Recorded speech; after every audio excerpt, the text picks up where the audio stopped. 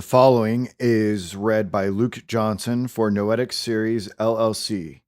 This copyright recording 2020. Cooper's new novel, The Sea Lions or The Lost Sealers, A Tale of the Antarctic Ocean by J. Fenimore Cooper, 2 volumes, 12 MO, Stringer and Townsend. An attractive title, truly. Nor does this last of Cooper's novels disappoint the promise held forth on the title page.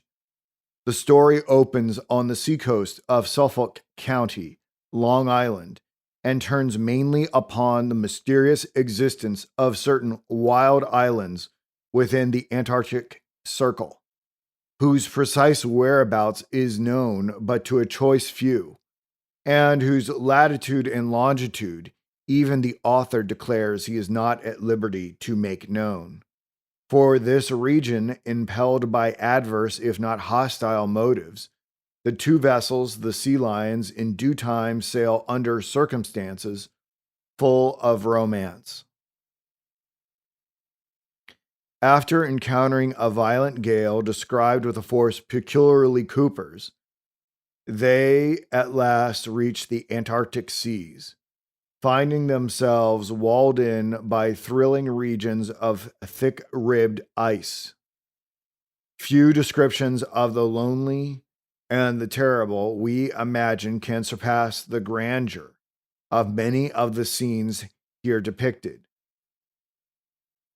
The reader is reminded of the appalling adventures of the United States exploring ship in the same part of the world as narrated by Wilkes, and of Scoresby's Greenland narrative.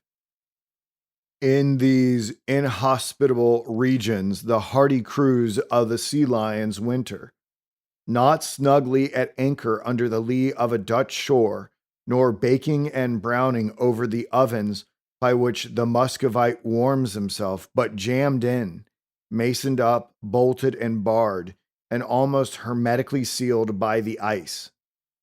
To keep from freezing into crystal, they are fain to turn part of the vessels into fuel.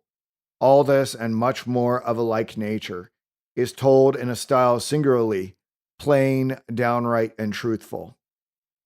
At length, after many narrow escapes from icebergs, ice isles, fields, and floes of ice, the mariners, at least most of them, make good their return to the north, where the action of the book is crowned by the nuptials of Roswell Gardner, the hero, and Mary Pratt, the heroine.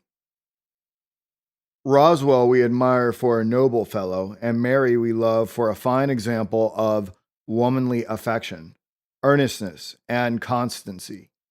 Deacon Pratt, her respected father, is a hard-handed, hard-hearted, psalm-singing old man with a very stretchy conscience, intent upon getting to heaven and getting money by the same course of conduct, in defiance of the scriptural maxim to the contrary. There is a good deal of wisdom to be gathered from the story of the deacon. Then we have one Stimson, an old Kennebunk boat steerer and professor of theology, who, wintering on an iceberg, discourses most unctuously upon various dogmas.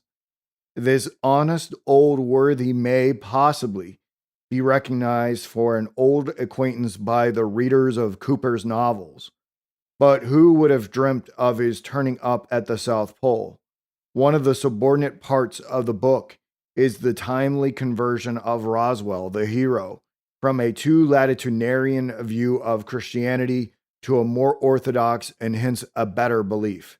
And as the reader will perceive, the moist, rosy hand of our Mary is the reward of his orthodoxy. Somewhat in the pleasant spirit of the Mahometan, this who rewards all the believers with a houri.